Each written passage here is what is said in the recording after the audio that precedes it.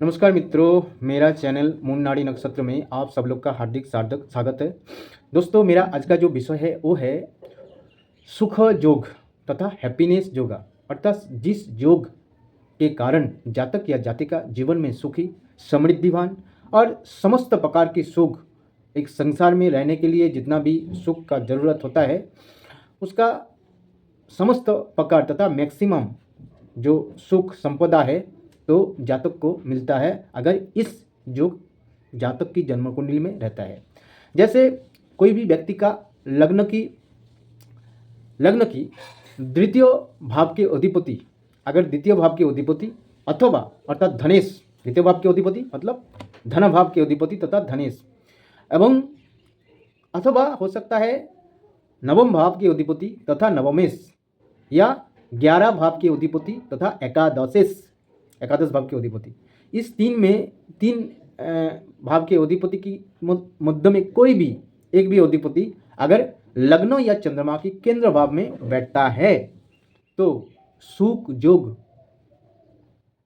बनता है।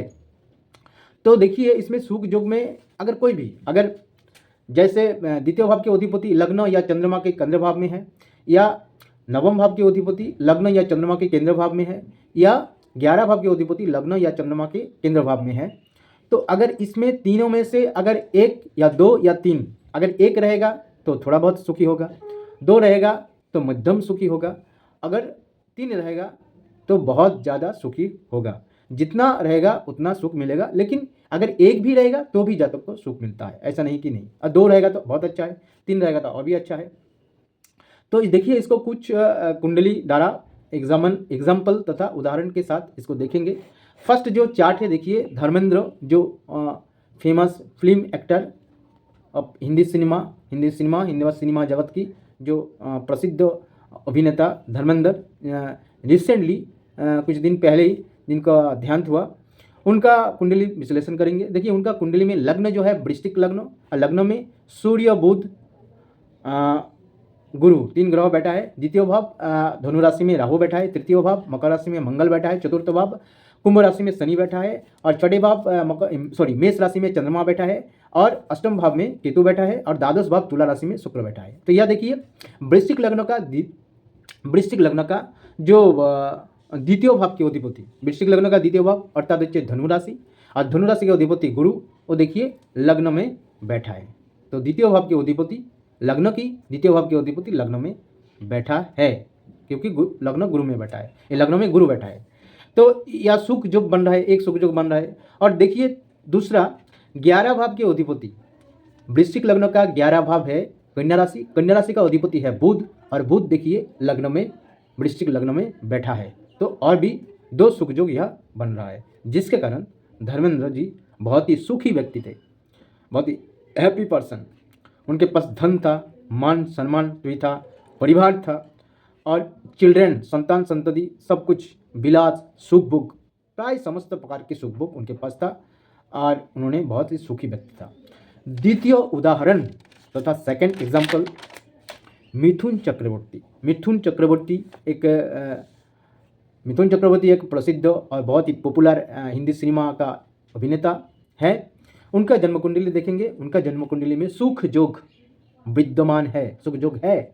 देखिए, मिथुन लग्न का जो लग्न है वो है मिथुन चक्रवर्ती का जो लग्न है वो है मिथुन लग्न, और लग्न में सूर्य एवं चंद्रमा बैठा है, और तृतीय भाव सिंह राशि में शनि बैठा है, चतुर्थ भाव कन्या राशि में केतु एवं मंगल बैठा है, और देखिए नवम भाव में गुरु बैठा है, और दसम भाव में राहु बैठा है, 11 भाव में शुक्र बैठा है, द्वादश भाव में बुध बैठा है। तो ये भी देखिए। तो देखिए, मिथुन का जो जन्म कुंडली है उसमें लग्न एवं चंद्रमा एक ही राशि मिथुन राशि में बैठा है।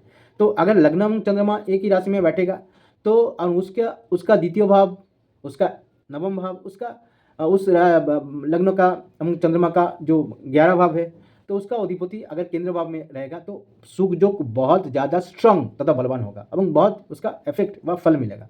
तो यह देखिए, तो देखिए उनका द्वितीय भाव का अधिपति जो है चंद्रमा, क्योंकि मिथुन लग्न का द्वितीय भाव है कर्क राशि, और कर्क राशि का अधिपति है चंद्रमा लग्न में बैठा है। तो सुख योग लग्न में बैठा है, माने लग्न केंद्र में बैठा है, तो सुख योग बन रहा है।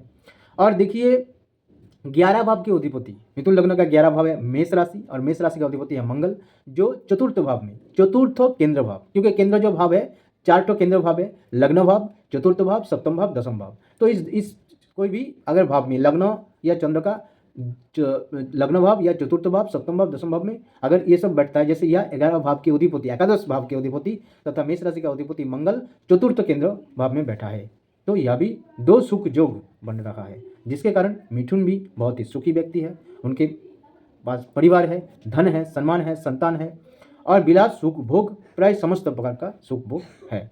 तो देखिए सुखी योग ये होता है, अमंग सुखी योग तभी होता है, अमंग सुखी योग का सबसे बड़ा ये है कि उनके पास परिवार रहता है, संतान संतति रहता है। देखिए धन, अकेला धन से कोई व्यक्ति सुखी नहीं हो सकता है, उनके पास पूरा फैमिली रहना चाहिए, परिवार रहना चाहिए, संतान संतति रहना चाहिए, और संतान संतति के साथ सबके साथ मिलजुल के सुख में रहने से ही सुखी योग बनता है।